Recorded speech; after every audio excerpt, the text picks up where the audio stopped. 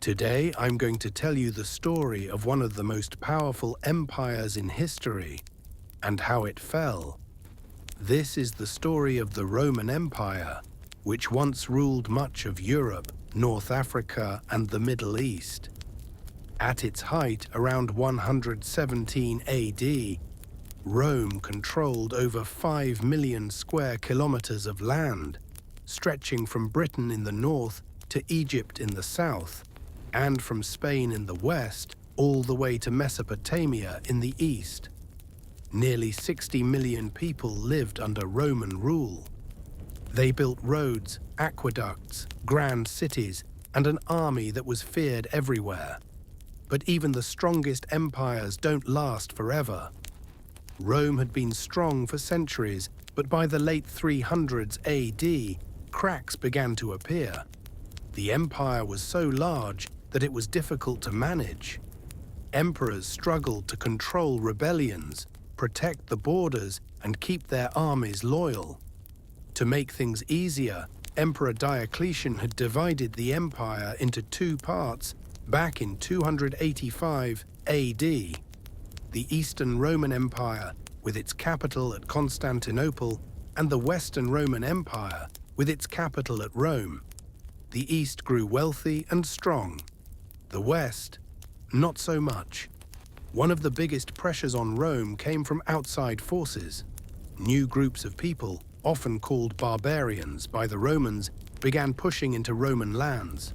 The Goths, the Vandals, the Huns, all tested Rome's strength. In 410 AD, something unthinkable happened. The Visigoths, led by Alaric, actually sacked the city of Rome.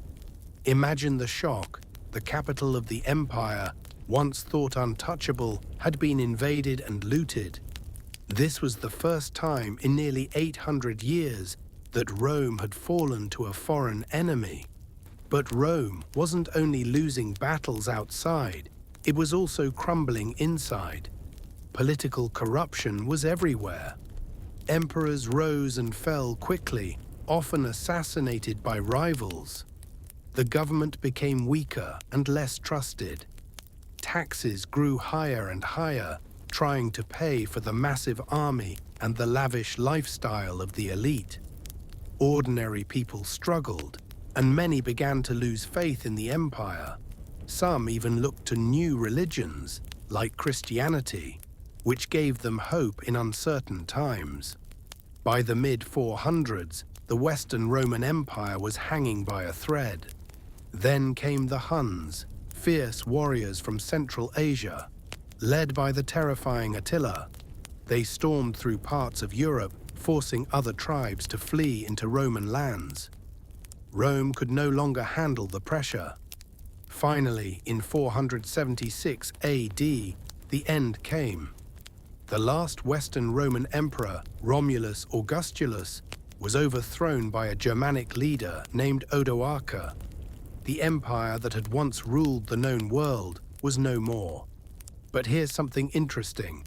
The Eastern Roman Empire, also known as the Byzantine Empire, didn't fall. It lasted for almost another 1,000 years, until the fall of Constantinople in 1453.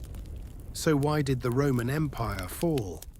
Historians point to many reasons: invasions by outside groups, corruption and weak leadership, economic troubles, and the sheer size of the empire itself. But the story of Rome reminds us of something important. No matter how powerful, no empire is forever.